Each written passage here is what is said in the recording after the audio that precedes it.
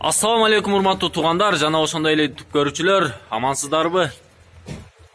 Биз бүгүн бул чыгарылышта сиздерге өзгөчө усталардын колунан жасалган жана ошондой эле автоунаалардын мотор майлары менен күйүүчү, эски майлар менен күйүүчү печка жасап чыгарышыптыр бул жакта усталар. Ошол печка менен тааныштырабыз сиздерди.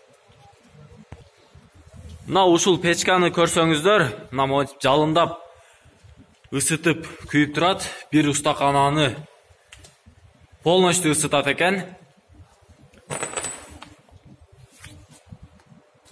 Ака, сиз жасап чыктыңызбы муну?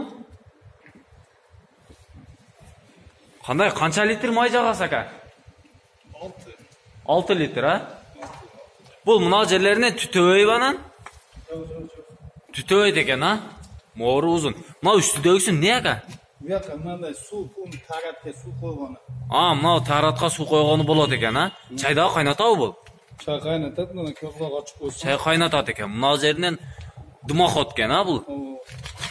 Дым кирип жанышын ич. Кандай, кайсы жеринен майды куясыз ака? Майды ошордон куюп туруп, ушул тешиктен куясыз. Кийин бул регулировка кылат да. Регулировка кылат экен, ачып жабып.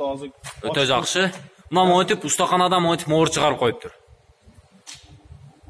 Өтө жакшы жасалган. Бир май куюп көрбөйсүзбү ака? Кандай куюлат экен?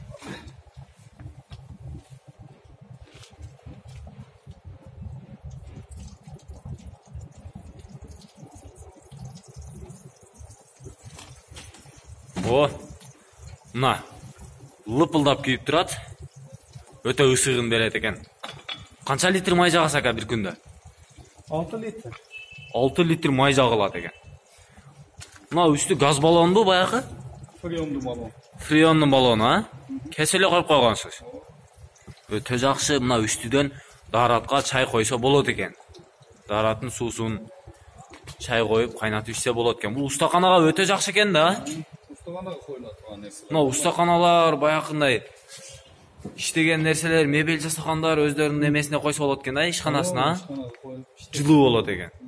Өтө жакшы ака. Ийгилик жакшы. Колдонуңуздар ушун жакшылыктарга. Өтө жакшы туугандар. Сиздер дагы ушинтип көрүп жасап алсаңыздар болот экен. Мына тешиктерин жасап коюптур. Четтеринен.